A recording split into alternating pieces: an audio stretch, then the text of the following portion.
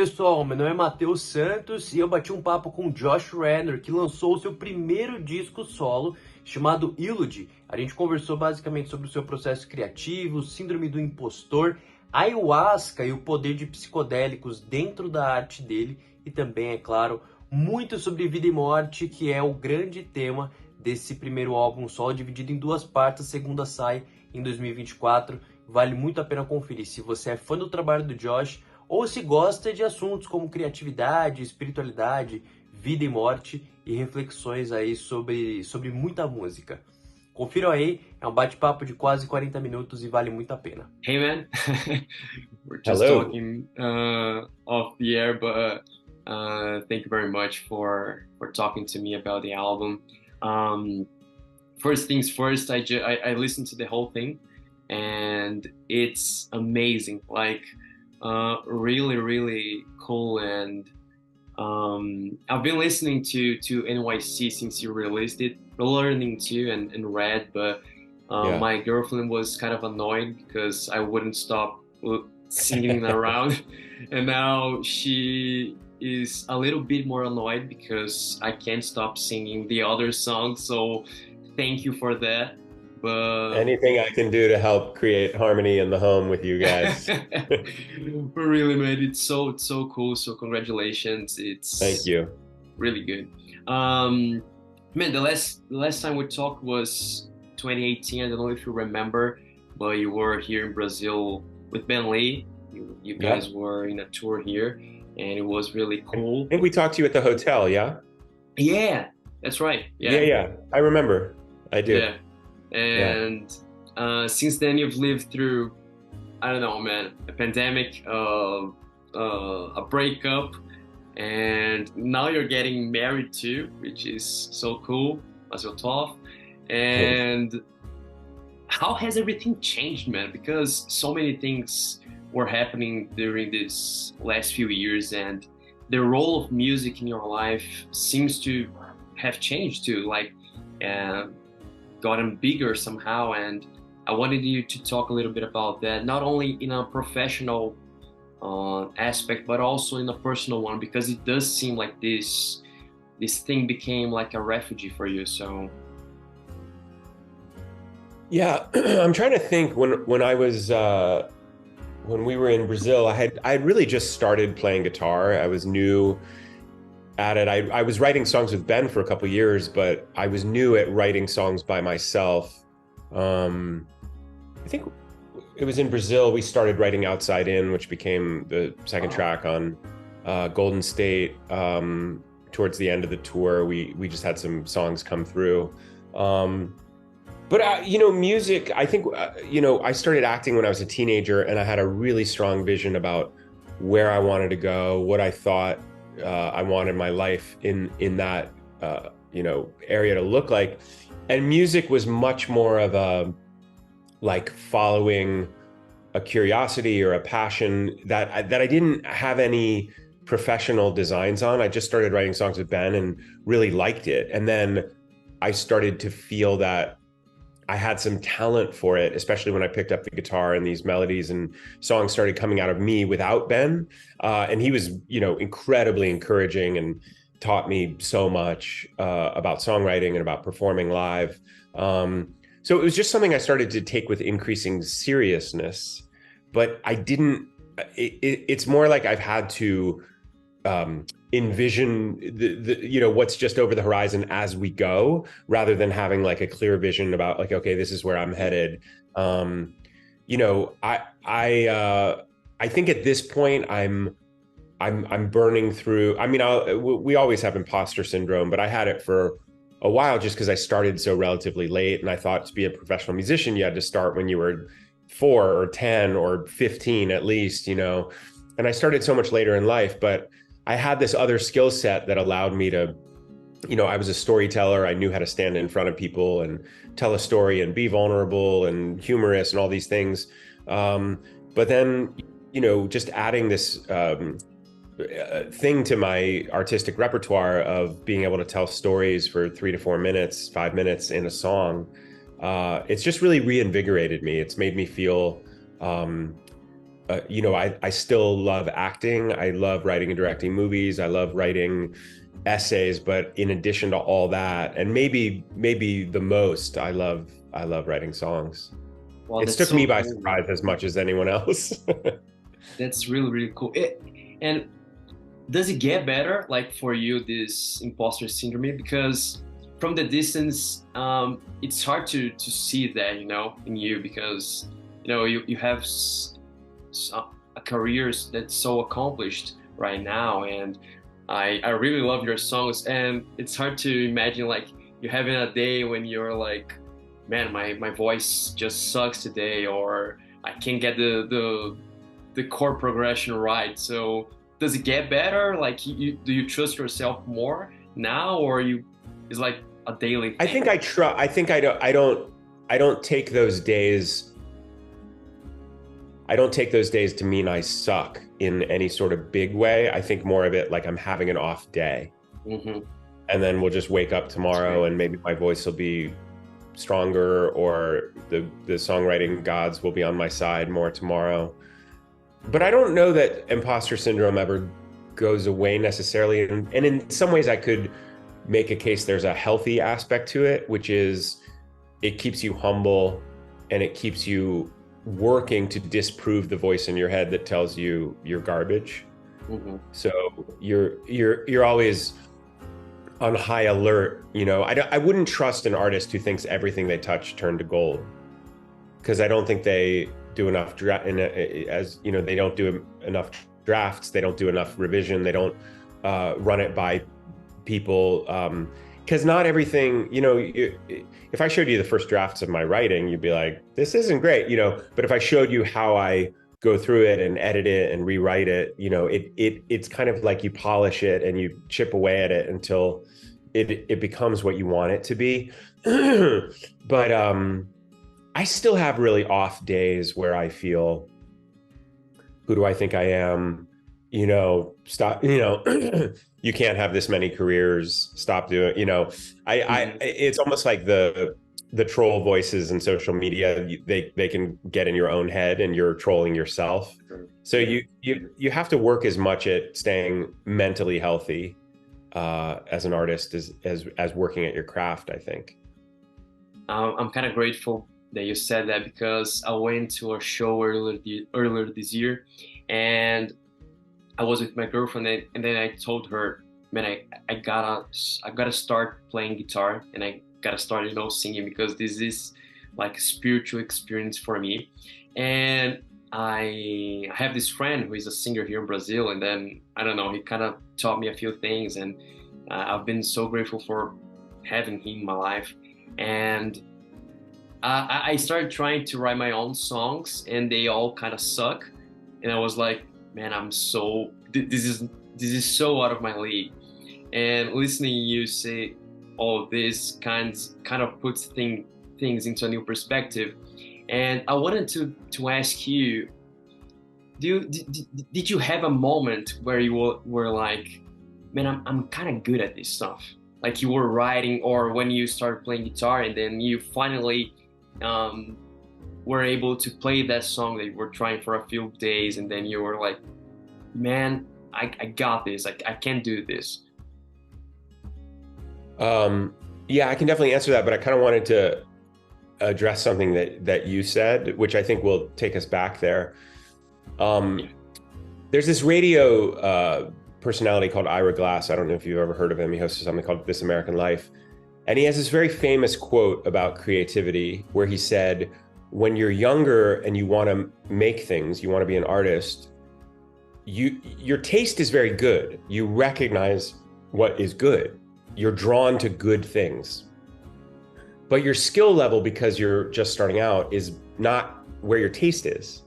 So there's this big gap between what you can actually make and do and what you actually think is good. And he said it's actually the hardest moment of being an artist because the gap between those two things is so big. He said and I agree with him totally, the only way to remedy that is to make lots of stuff and to keep making it, and be bad and be bad and be bad, and just live through the time where you feel bad about everything you make until you can get the kinds of things you're making to come up a little edge closer to where your taste is.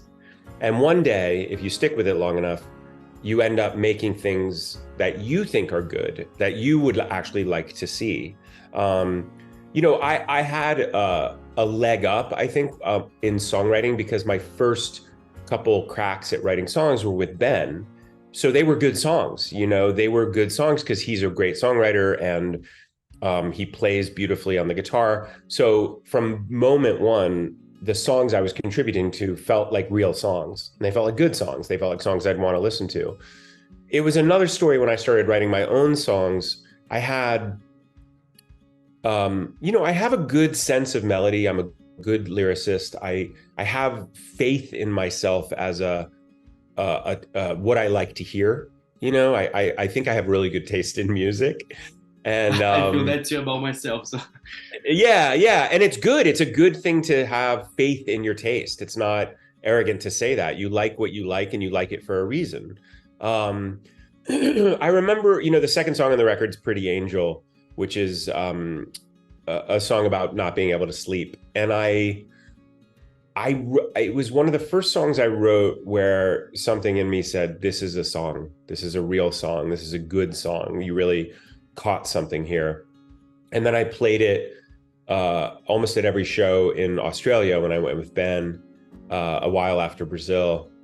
And the response was very good. And I think you need to achieve these little victories where not that we need to be so overly dependent on the opinion of others, but it can be useful if you think something is good. It's good to get confirmation of that. It's good to play it live and have people respond and say, that's really good, or that really moved me, or I love that lyric, because that can be a good fuel source to keep going. Now, you can't be overly dependent on that. You have to follow your own North Star. But I think it's really, I think you just gotta make enough where your skill level meets your very good taste. man, thank you so much for that. That was so good. Like, anyways, that was incredible. So thank you. Yeah. Man, these songs from the album, they talk a lot about death, right? Like, if not in a literal way, at least in a metaphorical one. And I was wondering, when it comes to you, Josh, when did you first realize or finally believe that you are mortal and everything would eventually come to an end? Because there's this feeling that I think that a lot of young people have, that we are kind of immortal, you know, we won't die. And you actually sing about that in New York City when you say, heard about death, but I'm not sold. And yeah, when I first heard that, I was like, man, that's exactly what I feel about death. And I know it's a real thing because I had close people to me dying, but to me, it's always something, you know, that I'm never going to meet. So how do you feel about that at this moment when you're about to turn 50, if I'm not wrong, in a few months, and you've done a lot of stuff and you've had back problems as you sing in the last song. So how's this for you right now? Well, I do have this very strong memory of being about maybe 4 or 5 years old. I don't know. Whenever my mom told me about death, you know, that everyone dies. And I remember having like a little kid panic attack. Like I tried to hide under the bed, thinking like I could hide from death under the bed. That's actually a line in the very last song on Volume 2 is a song called We Shall Rest, and which is all about death. But the first line is, let's hide from death under the bed. And that's a reference to this thing that, you know, there's no way it'll find us there. That is kind of what happened to me when I was 5. And then I hid in the closet, and I just realized that death was, I couldn't hide from death, that it was going to find me wherever I was. And I think you're describing something that's very true. I think when you're younger, it's quite useful to believe in your immortality. It's you want to believe that you have all the time in the world. You want to believe this thing is never going to end. And then one day, and it comes very fast, you just realize you're 40 years old, you know, and you're like, 40 seemed old, right? When you're a teenager, 40 seems old. Yeah. And then suddenly you are 40, but you still feel like you're 17. And it's very disorienting because you realize that you don't have all the time in the world. You know, you had 40 years and maybe you'll get 40 more, but you just start seeing this kind of blinking light of like mortality a little bit more. And now 40 is relatively young, and I'm not, even 50 feels, you know, I'm 49, but I don't feel, I'm not obsessive about death, but I certainly have it more at the front of my awareness than I used to. Also, my fiance is a psychologist, and she specializes in the connection between love and death, and how a more presenced awareness of death increases love and connection among people. You know, that if you as a couple, you are aware that we don't have all the time in the world. Like we have our moments together, and that's it. We don't know how long we're going to have. It actually increases intimacy. So, you know, in this house, we talk freely about death. You know, one of the things we say to kind of relax ourselves is we say we're already dead. You know, we're already dead. Like, this is already over. You know, this is just, life is a blink of an eye. And I, you know, there's all sorts of Buddhist meditations on death, you know, that meditating on impermanence, you know, that the whole, everything in life transitions and transforms and goes away. Nothing stays forever. So this has all been very useful to me, not just as an artist, but as a person, you know, to stare death in the face, you know, and not take it too seriously. Like Ram Dass, this spiritual teacher, used to say, dying is entirely safe. It's totally safe to die. That's so great. You know? And if you look, you know, the cover of Eulogy, there's a skeleton, right? It's a specter of death, but he's dancing. And I think that he's dancing and lighthearted is the key, in some ways, the key to the record. It's not I hope you don't think it's a morose record. I think it's a complicated, nuanced record that's about love and death and aging and time and loss and joy. You know, it's all in there. And how all of these things come up together, right? Like, I don't know. I've certainly felt very seen and heard from what you said about your fiance and her research, because I lost my grandfather a few years ago, and it was about the same time that I met my girlfriend. And when it happened, it was like so crazy because I was suddenly struck by this idea that everything could end. And I was meeting this girl, and I was like kind of crazy about her, and I wanted everything to move really fast because I thought that I can die tomorrow and I won't have lived enough with her. And I'm kind of curious, man, because what really helped me, I don't know if you, I think so, if you ever lost someone, if you have, what kind of relationship you have with death. But while I was listening to the album, I was thinking that it really is something very complex and that talks about life and death. And for me, what really helped was writing. I write novels here in Brazil, and I think I kind of find out new things about me when I write, and my relationship with death got so much better because of it. And I was wondering if the same happened to you somehow. As I said, I don't know your relationship with death and loved ones, but I think it's kind of curious. Yeah, I have a song that'll be on my next record called Unopened. And it's about this fear that I'm going to die before I can create and tell all the stories I want to tell. You know, that my potential will be extinguished before my work is done, you know? And I love what you're describing, because I also learn about myself through creating things. Like sometimes I'm just following an idea or something, and then it leads to this whole world of insight that just stuff I didn't even know I had inside me, or I get clarity around something that I was confused about.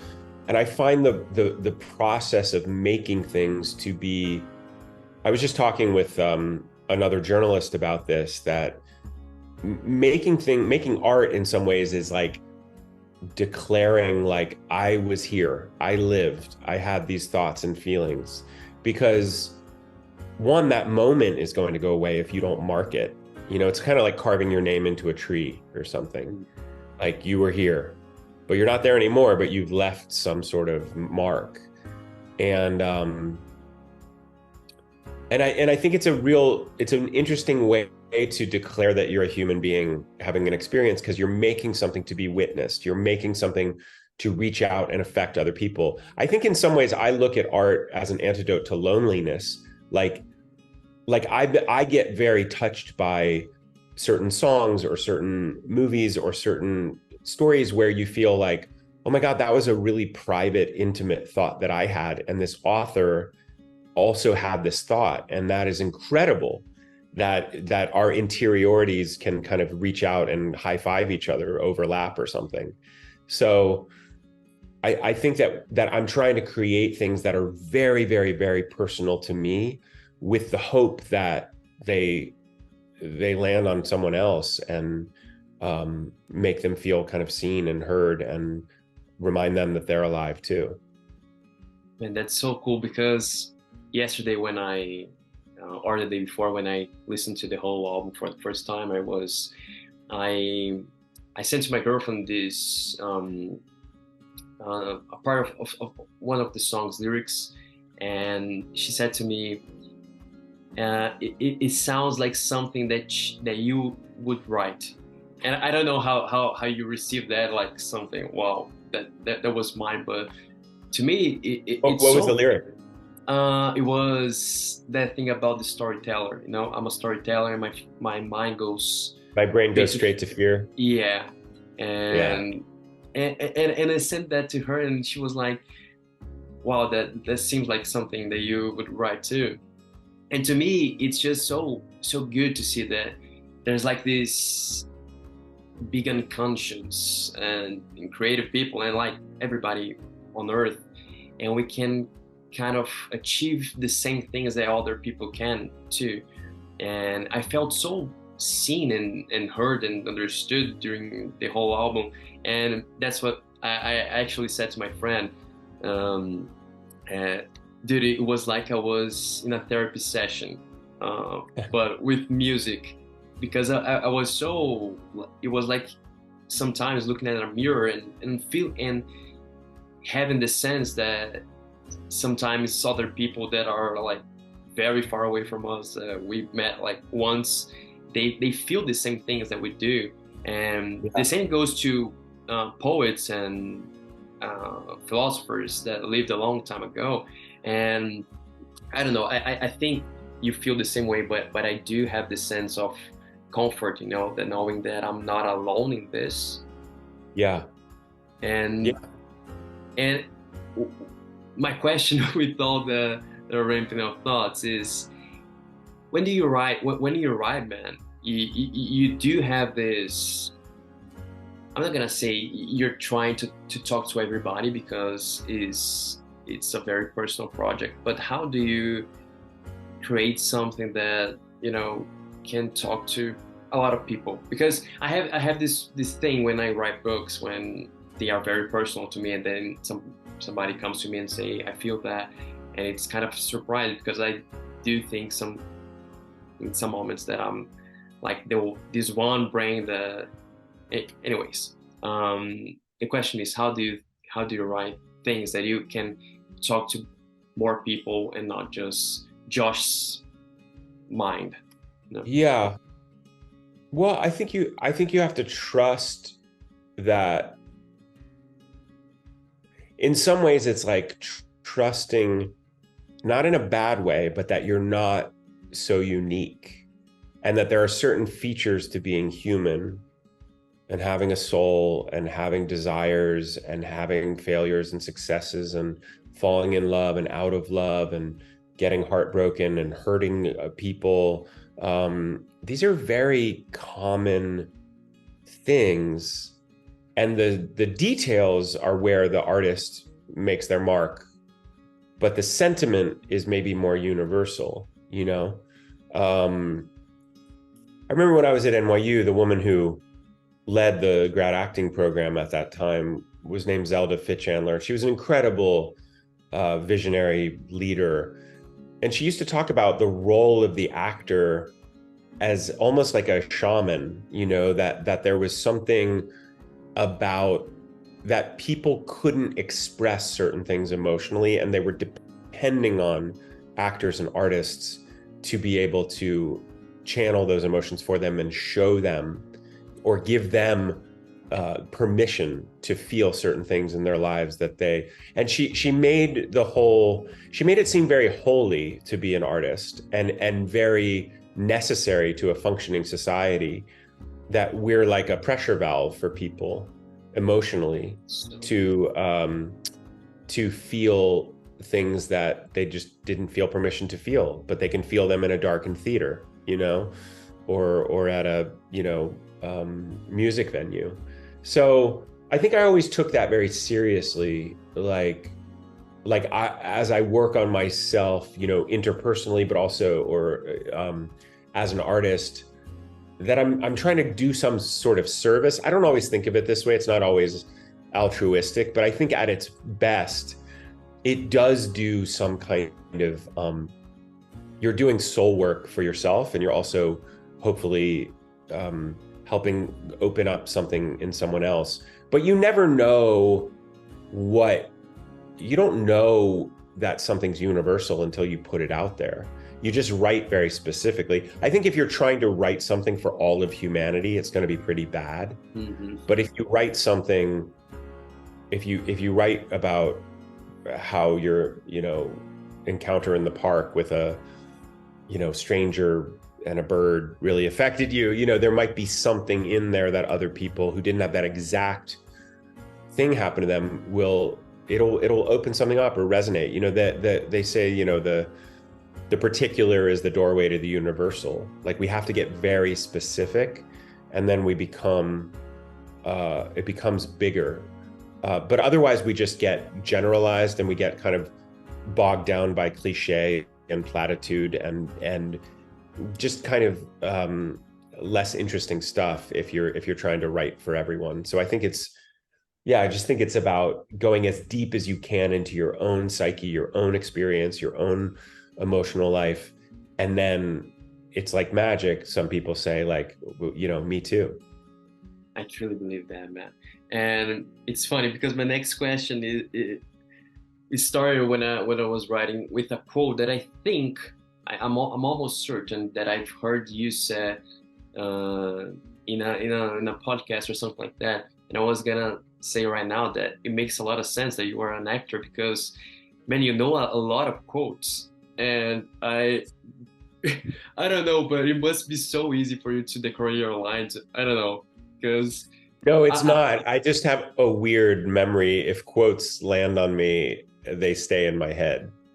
Yeah, I do get that. But lines don't stay in my head. Like, I don't know any lines from things I've done. Really? Like, I don't remember. Not really. They go away once the thing is done. But lyrics stay. Lyrics stay, yeah. Not all of them, though. Most of them. Okay. You've been pretty open recently about your experience with psychedelics, and the quote that I was gonna say was that one from Aldous Huxley, when he said that when he drank all the plants, and then they asked him at the end of his life what he learned, and he said to be a little more gentle or kinder or something like that. I think you've said that, or someone else, and no, that was Huxley, yeah. Yeah, and I was curious because I wanted to know how much these experiences that you had, they impact your work, because I do know that personally they must change a lot. They must, I don't know, have this pretty good effect on you. But when it comes to writing, especially the writing, I'm a pretty big fan of yours, particularly that in the sense of a storyteller. I love your movies. Liberal Arts is one of my favorite movies, and your songs too now. And I wanted to know how much of all this that you had as an experience with psychedelics coming into the way of writing or something like that, or if they don't at all. Because I don't think we can dissociate Josh from your experiences, like with psychedelics, for instance. Well, just because I'm talking to someone in Brazil, the first time I did ayahuasca was in Brazil, Mm-hmm. in Bahia, which was in a town called Barra Grande, and it was so beautiful. That was 2007. So I always feel 16 years ago. Wow. Yeah. So I always feel so much love for that place. I don't know that, I think psychedelics, ayahuasca in particular, because that's the one I've done the most, I think they have changed me, but I also think they more brought out something that was already there. And also something universal. I don't know that, they always left me feeling like I wanted to be a better person, that I wanted to be kinder and more forgiving and more compassionate and less competitive, and that I wanted to be more generous and abundant in my life.